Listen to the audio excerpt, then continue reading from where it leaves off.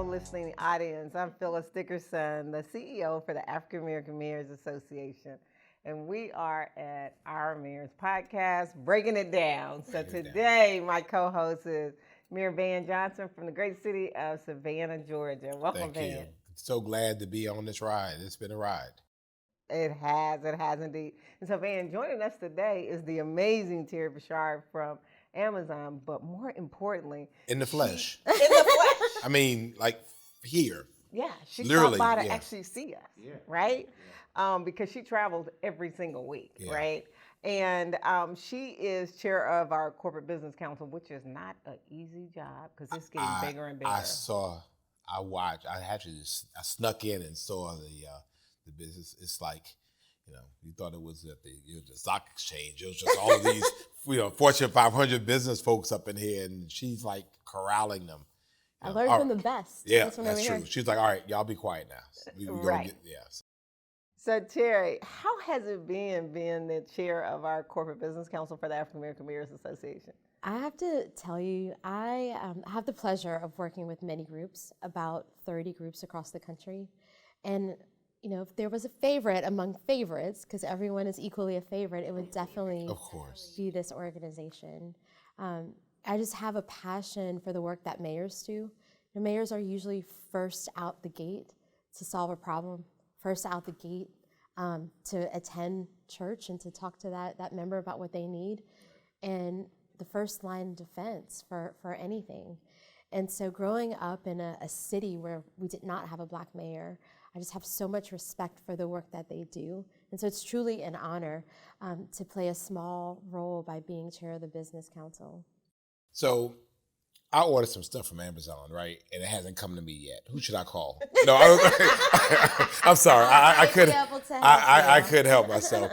But, we've seen really the magic that can happen when our corporate community and nonprofits and governments can work together. And you said you work with about 30 groups. And I wanted to know about your experience of seeing that synergy of magic happening, kind of, the end of government or the end of nonprofits opportunities becoming opportunities for business to then help and engage. What are your thoughts about that? I'll actually give you a little bit of a backstory that not many people know. So lobbying is my second career. Literally, I've been lobbying for 20 years. And it is truly a passion of mine. But I decided about 3-4 years ago to go back to school to study social enterprise and social impact, and decided to get a master's in that because I recognize that my lobbying work, many times it could be transactional. I need to talk to you about a piece of legislation. Right. But the piece that I loved the most and the piece that had the most impact with others was the piece that was transformational. And so the power of the 3P worlds, where you bring public-private partnerships along with policy, it truly is where that happens, exactly what you laid out. And so the way I explain it to most people is the job I have today and the work that I do with you all is at the intersection of policy, equity, and impact. But truly looking at, what is the systemic issue we're trying to change? What are the systems that are in place?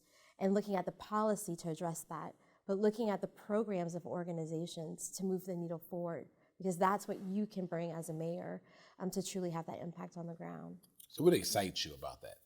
Oh my gosh, there's so much of it. When you think about it, I say leaders turn moments into movements, and each of us can be a leader at a moment. But we have to figure out what is it that drives us. So sometimes you might be called to build. You might need to raise a new nonprofit or build a church. Then other days you just might be called to support, So I get to support AAMA every day by recruiting new members or just talking about the mission. Or even if you believe in Habitat for Humanity, when you build that house, you're supporting the mission. Other days you might amplify it by tweeting or donating or just showing up to a rally. And so I think the more that we can explain to people, you can build, support, and amplify, then everyone will see that they can play a small role in truly transforming their cities, under your leadership, of course. That's right. Right. So as chair, how has it allowed you to evolve and grow? Oh my gosh, I'm so sad. I have 4 months left, and I tell my boss every day. I'm like, We can extend it. I mean, I know some people. If you want to go ahead and re-up, I mean, we can discuss this. but it's just so much fun. I get to share the wins, and a lot of times corporations want to join, but they feel like they don't have the money. So let's talk about what you do have and maybe where you can fit in. But let's also talk about maybe how AAMA can help fill a business need or a measurable outcome that you need at your organization. And so when you begin to flip the switch for people to allow them to see how the work that AAMA does can be embedded very seamlessly in their everyday life, then they see the buy-in, they see the magic, and they come. And so for me, that's just been so much fun. And I've got to meet so many people that I would have not met otherwise from parts of the country. I just met the mayor from, I want to say Kingston, but it's Kington, Kinton, North Carolina. I would never have met him if it were not for this role, He was at the meeting yesterday and wanted to talk about some things that we discussed. And so the evolution truly is expanding my lens of the way that mayors work and the vantage point of a small mayor versus a mid-sized mayor like yourself and a big city mayor. So I enjoy this so much. So a lot has been made about Black mayors, African American mayors. How do you see that as being an opportunity as it relates to the bigger space of just mayors in general? And so you've had a very, very interesting vantage point to see the unique needs of African American mayors or mayors who happen to be African American. Yeah. I think it's not the same. And so the privilege that we have this week is we're here in DC during the U.S. Conference of Mayors annual meeting. We've had ancillary meetings for AAMA. We definitely get to see how that works in both settings, right? And so what I love most about both organizations is the mayors from AAMA, they lead in AAMA, they lead well, and they also lead at USCM. So the mayors have the ability just to be flexible. But I think a lot of times for Black mayors in particular, and just Black people in general, we have this desire to help our community. We feel like we have to, right? So not only do you have to address tax, issues or avoiding your budget or whatever is the issue of the day, you're also wanting every single day to impact your community, and that's just an extra burden. So I think what AAMA does is help to relieve that. What are the systems that you need truly to do your job every day? And so the role of corporate council members are looking at the resources internally in our own organization and bringing those to the table so that you can focus on just doing your job well, and we can help you fulfill that legacy that you want to leave behind. So I know some business council members, when they get that phone call from the mayor, they're like, oh crap, what did we do, right? But because you have relationship, talk about the importance of already having that relationship in place so that when you get a call from Mayor Frank Scott Jr., who is our president, and from Little Rock, Arkansas, you're just like, hey, so what's the difference? Well, I actually just mentioned this to a colleague. I had some colleagues that came with me to the reception last night that AAMA had. And it's just like inviting someone to your house. You're going to get to know them before you invite them to your house, right? You're going to get to know them before you lay out all your good crystal and put on your nice clothes to serve them a meal. And so truly, we want the opportunity to meet everyone before we go to your house, your city office, and talk to you about the issue of the day. And so I love that we can do that in a setting that isn't tense, that's fun, and it's built around these principles that we all have as a community, which is just being family. And Terri has a personal story about her mom meeting Mayor Scott. Oh my gosh. And so share your story about how she met him, and then what happened after that. Oh my gosh, it's actually a funny story. So my mother came with me last year to the banquet at the annual conference, and she had so much fun. She held court with all the mayors, told them exactly where their malls were. Told the mayor of Birmingham she loved his mall because there was a bus that would drop her off at the car after she shopped. Told the mayor of Montgomery she wanted more boutiques. Oh. And so she was talking to Mayor Scott, and my mother was a principal for a very long time at a school that was challenged. And she told him she wanted to go and see Little Rock High School or Central High. Central High School. Central High. I want to get it right. Graduate over with, here. with Graduate. Phyllis Right. Dickerson. Yes, and so he arranged he was like, when you come for work, you should bring your mom. And so I told her, I was like, hey, Mayor Scott says you're welcome next time I go for work. And so she drove down with my cousin from Lafayette, Louisiana to Little Rock. And he arranged for just a very special tour of her. She got to meet the first female principal of the school who's been there for more than 20 years. Yeah. So last night she actually texted me while I was at the reception, and she said, you're on your way to the reception. Is my friend Mayor Frank there?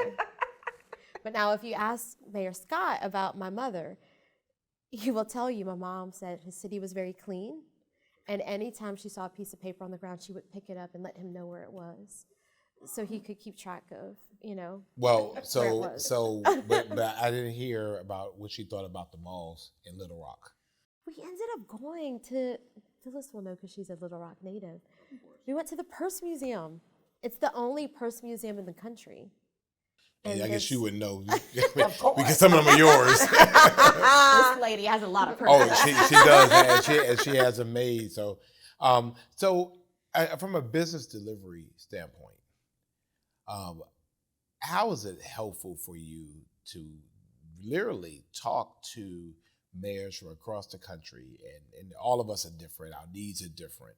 How does that help you when you're translating that into a business strategy when you go to your work every day? Yeah, and hopefully you guys will feel this way about me and the way that I approach this work. I don't even think about it as business strategy. I get to hear firsthand what are the needs in your community. Right. Then I get to go and advocate for you, which is no different when I need to come and have a conversation and advocate for the place that I work. And so I think if we all approach our day-to-day in that manner, then it's just a win-win situation for all. And nothing brings me more joy than to advocate for what you need, because that's the only way that I can fulfill my personal mission along the side of my company's organizational mission. But you can't advocate for people that you don't know. And so this position allows you to know. It allows you to build those relationships for relationships' sake, and not, something more transactional. It's just, we know you, and you hang out at the receptions with us, and we have a grand time and all of those things. So, Terri, I want to switch to Terri personally. Oh, so you grew up where, and then it's what going to was get your deep now. track? Here it comes. Yeah, what was your career track to get you to, and then tell us about your position you have now. Well, I tell everyone I am just blessed. Like, community service is in my DNA.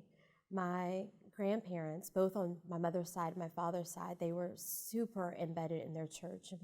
We're from Louisiana, and it's the largest Black Catholic diocese in the country where I live. Really? Yeah. And it's just this rich history. Everything revolves around Catholicism in the part of Louisiana that I'm from. And so my mom's family in particular, they were fortunate. They had a car, but most families back in the day didn't have a car. And I actually learned during Christmas that my grandfather was a sharecropper, which I knew, but I don't think I fully understood what that meant for my family. So my uncle, who's the youngest, and he's not 60 yet, he picked cotton until he was 10. Wow. So when we think about, generational wealth or slavery, I mean, I'm one removed. My uncle cut the turkey, on Thanksgiving, and was there on Christmas Day. He picked cotton. Wow. And so they were super blessed. They had a business, they had a car, but they would see families walking down the street going to Mass, walking 5 and 6 miles, before a hurricane, because we definitely go to Mass before a hurricane. And they decided to build a church that was closer. So they built a church just a couple of blocks from the Martin Luther King Center in Lafayette. And that became the pillar of our family. I was baptized there. My parents were married there. And my father, he was active on the finance council. And back in 2010, the church burned down completely. Wow. And my parents raised their hand. They became the next generation of movement makers, I say, church builders. So my mom kept all the records, got all the volunteers together, figured out where they were going to have Mass in the meantime. My dad began the capital campaign and organizing the budget to build the new church. And I think it was during that period that I truly understood that, leaders turn moments into movements. But the movements we built, they're not for the people we know. And you'll know this. They're for the people we'll never meet. Right? And so my dad, who picked the limestone for the church, the sign outside, the church doors open just 2 months, so he got to see the church doors open. And 2 months later, we buried him on the very altar that he selected. Wow. With, all a beautiful moment of priests and nuns that were there. Now, they all, back in the day, they used to go to my mom and dad's house on Friday for a little Crown Royal and a little gumbo. We call it libations. Yes, I mean, we got to have some good food in Louisiana. But they were all there, white, black, Asian, there to celebrate his funeral mass. Yeah, so I learned to give first before you ask to take something from my family. And faith has been a very big part of your journey as well. So what was your career track?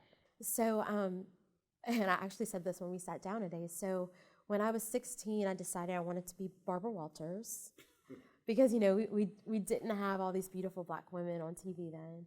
And so I became a television reporter. I'd get checked out of school, have my own camera crew, would interview the attorney general about click it or ticket. That's how old I am. About why we should wear seatbelts, because seatbelts really wasn't a law back then. Why would do that? Exactly. Helmets on a motorcycle? What are you talking about? And then I would go back to school, but I would write my own scripts, cut my own video. And so I worked in the TV station all the way through the time when I was 23. Worked full-time my last year at LSU. Worked at 3 TV stations, Lafayette, Baton Rouge, and Columbia, South Carolina, and decided to leave. Wanted to be more hands on the ground, truly focused on serving the community in a different way, but still giving people access to information so that they can use it for good. And so I made my way into politics, was a press secretary for Alex Sanders in 2002. He was running for Strom Thurmond's seat, and it was a beautiful moment in South Carolina politics. And unfortunately, we lost.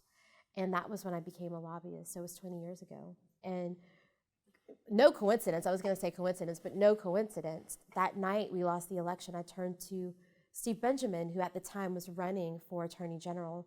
He and Rick Wade were the first black men, just African Americans in general, to run for statewide office, and that was in 2002. So he lost his race, and I looked at him, I was like, what am I gonna tell my parents? For the first time since I was 16, I didn't have a plan or a job. And he said, you should become a lobbyist. And that's what happened. She brought up SEC.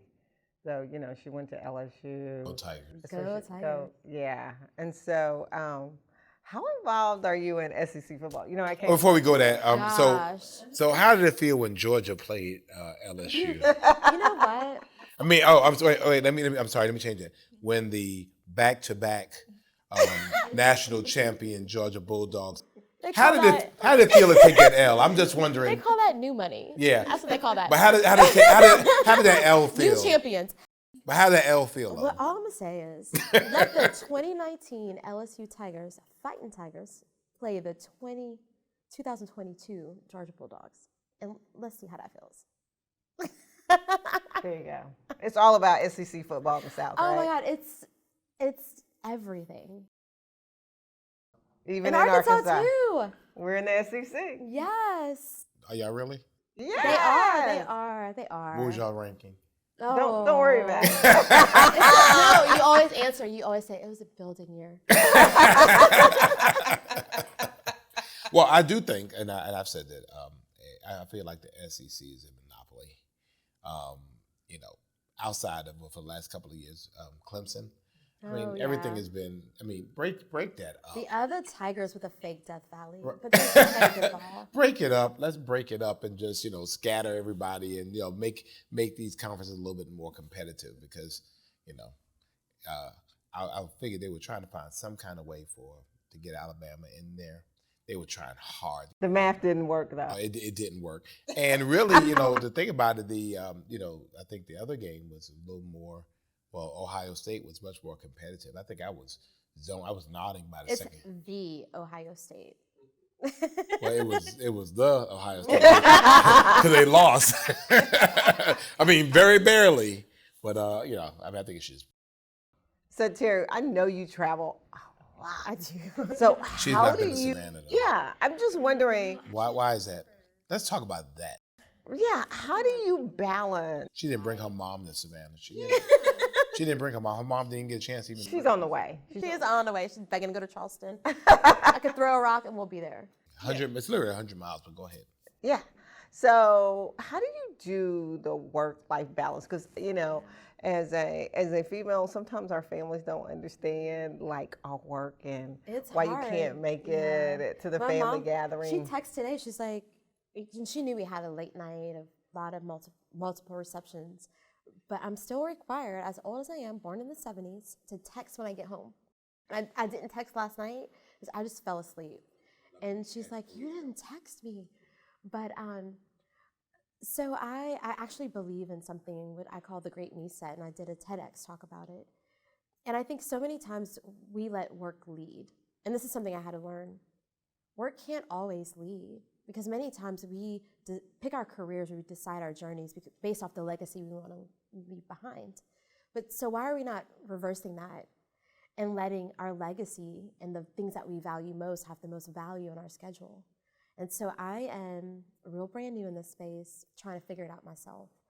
But I work backwards from what do I need this week just to be me and to show up? Because when I don't show up, like with sleep, having a healthy meal and just a little bit of rest, I can't be myself. And we already said that we win when we're ourselves with our family members. You're vegan? Plant-based on the weekends. How'd you know that? I don't know. I just when you said, "Oh," I said, "Bye." I said she's a vegan. Plant-based on the weekends. I do love steak. And how many hours of sleep do you generally try to get at night? I'm not the best. So when we're in conference season, it's going to be like 4 hours a night in general. But when I'm home, I'm religiously in bed by 8, many times like asleep by 9, 9:30. Between 8 and 9, I'm just listening to classical music. I don't want to think. I don't want to do anything. Phone is off. And that's just how I recharge, you know. I really value my alone time too. I am an extreme introvert. So if y'all seriously? ever see me in a corner, I just need a moment, leave me. So who's your favorite composer? I listen to the Calm app, so I don't even know these things. But Calm app or Brain.fm, and you can just choose how long you want it to play. And then it goes from classical music to guided sleep. And I love the guided sleep. Because when you travel a lot, what I realize, you wake up in the middle of the night and you wonder, you look around like, where am I? Oh, what day of the week it is. Yes. You know, so when I set my alarm, I have all my routines. So when I set my alarm the night before, there's going to be one alarm. This morning it was at 6:28, and it was like, 2023 is going to be a great year. 6:29, it was like, today's going to be a great day. That's what it says? Yeah. 6:30, it says, it's time to wake up. It is, and then period, it is Thursday. And every day I change it to, it is Thursday, it is Friday. But that way I'm setting the intention of the kind of day I want to have and giving myself, you know, those 3 prompts, which for me, they're also tied to the Holy Trinity. To remind me that's how my day got started. And then I'm off to the races. But I will always have a shower spray. Smells like the spa. We'll always have a candle. And I'll always have a little supplement in the IV hydration. And I think like those things keep me grounded. IV hydration? It's a powder you stick in your water. And it just, Oh, I was going to say that you're giving yourself an IV. I'm sitting there like, oh my gosh, no. multi-talented, but not like that. Oh, I'm sitting here like, oh my gosh, she's sitting in here giving herself an IV. So Yes. So Bring your spa on the road. and vegan on the weekends. there you go. I'm going to try that vegan on the weekend. Sakara. Love Sakara. Yes, yes. So as we end this conversation, one of the things we've asked people is, what is your one word for this year and why did you pick that? Yes. I'm sure she thought about this already. I wrote a blog article about it. Come on now. TerriBWeekends.com. But my word is allow. That's my one word. And when I have the real conversation with myself, it's surrender and allow. I think too many times we put ourselves in a box, or we want to plan our life, or we want to plan the day or our career. And I'm starting to see that my biggest blessings are the things that I didn't plan for. So how many times have I blocked my blessing because I wanted to stick to the original plan? So we're only 19 days in this year, but I will tell you, every single day I've had a miracle. And I've started a journey to write them down, but also to have a moment of gratitude just to say thank you. Thank you. You know, I'm a faithful person. We definitely established that, but, you know, to God, but also to the universe, because I believe I get blessings there every day, and to my angels and my family, you know, that are above, and thanking them for just guiding me along the journey. Who's your patron saint? Oh, I'm named after Saint Renee, but my confirmation saint was Saint Teresa. Little flower. There you go. So thank you, Terri. She has to leave? We have to leave. We have to end it. I don't think it's really We gotta her. start planning this trip to Savannah. Well, I don't think she's here. I think she's like a hologram, and she's really at some meeting somewhere across the street. That happens sometimes. That's what I'm saying. See, I mean, she's probably doing some other meeting somewhere else. So, but it's been an absolute pleasure. Y'all are so much fun. I love this. Thank you. Yes, I don't think we say enough thank you to both of you. You know, being in Little Rock, being here, juggling all the things, making sure this organization not only runs but grows, and the youth just. To Phyllis. Yes, Yes, honey. We gotta give more positive We reads, do. right? We do. And thank you to you for making sure the youth in your city get to travel and see things that they might not experience otherwise. She did her research on me. but she couldn't come to Savannah, but she did her research. She's on the way. On the way. Well, more importantly, we want our mom to come and visit. See what kind of So grade I get thank from my you. mom.